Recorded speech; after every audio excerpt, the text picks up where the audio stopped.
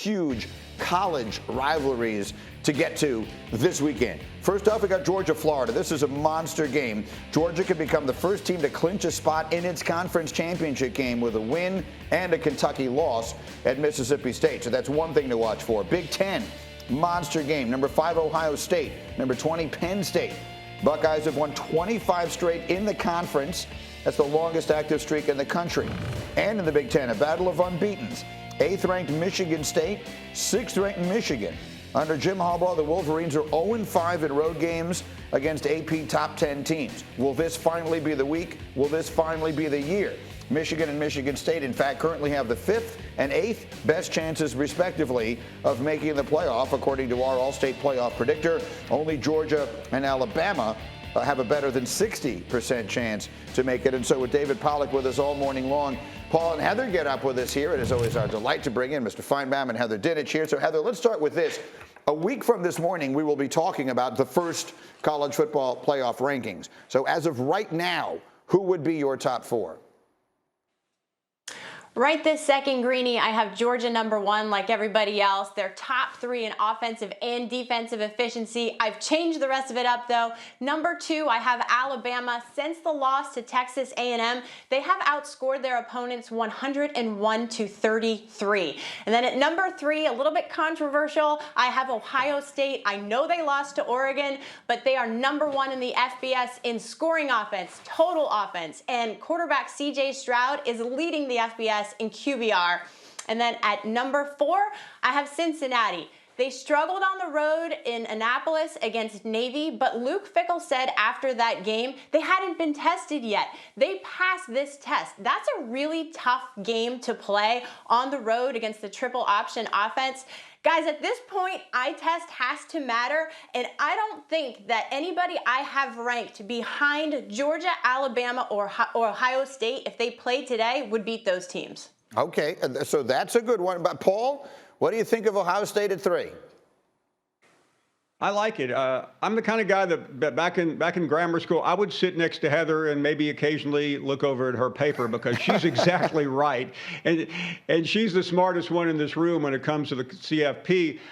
I struggle with Cincinnati. I agree that right now they have to be at 4 because Oklahoma has had so many issues, but I was so underwhelmed by the Bearcats Saturday at Navy. I know it may not have been a great test, but they played terribly. They put themselves in harm's way, and they better not do that anymore because the eye test is going to start mattering with this committee, Greeny. Georgia, Alabama, we get, David. How about the Ohio State and Cincinnati positioning there? It's fascinating as we head into next week. What do you think of it, David Pollack? Well, I think all of it's fascinating because, are you rewarding having 0 losses? Like, here's the thing. If you want to make a case for Ohio State, I don't have a problem with it. If you want to make a case for Oklahoma, I don't have a problem with that. Oklahoma looked sleepy against Kansas. They looked horrible, too. A lot of people are going to say that was bad.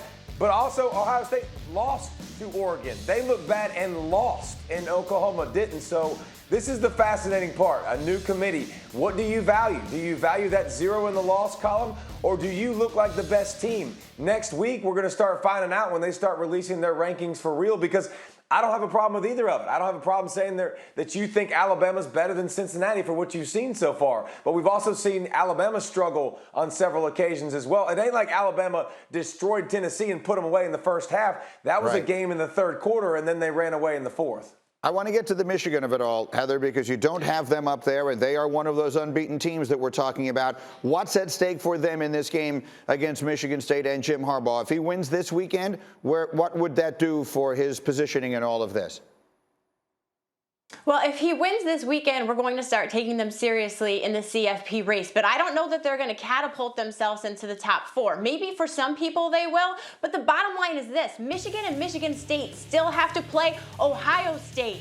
And to me, the loser of this game is in a very precarious position because you certainly can't lose both of those games. So ideally, Michigan wants to win this game and have some margin for error against the Buckeyes, because consider this. If their only loss of the season is a close one to the Big Ten champs, what is the selection committee going to do with the Wolverines? I think they've got a shot, but it depends on what happens in those other Power 5 conference championship games. Paul, I feel like I ask you this every week. Is this the year? Is this the week for your guy, Jim Harbaugh?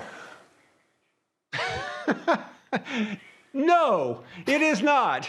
Greeny, you said a minute ago, going to the break, do I trust Jim Harbaugh? Let me ask you a question. If a telemarketer called you this afternoon and said, hey, Greeny, do you mind giving me your Social Security number? No, I don't trust Jim Harbaugh. And you wouldn't give the telemarketer your number. I've got to see it to believe it. And I haven't seen it since he's been there. And it's not about Michigan State Saturday. It's about Ohio State. He can't beat Ohio State.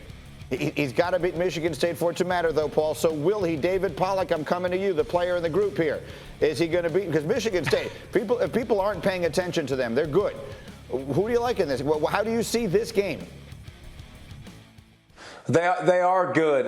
And Michigan doesn't have a wide margin for error because they're not really explosive offensively, but they're a very complete football team. But they've also flirted around with Nebraska, and so did Michigan State. I think this is a competitive game. I think it's a low-scoring game. I think Michigan will, thank goodness for you and Paul, Greeny, that you can continue, because I think Michigan will win, and you can continue to ask him about him next week, and the next week maybe. Every single week. And by the way, right now, I'm getting calls, Paul, from telemarketers, and I promise, in your honor, I'm not giving them any information whatsoever. Guys, thank you. Heather and Paul, the best. Thanks for getting up here. Thank you for watching ESPN on YouTube. For live streaming sports and premium content, subscribe to ESPN+.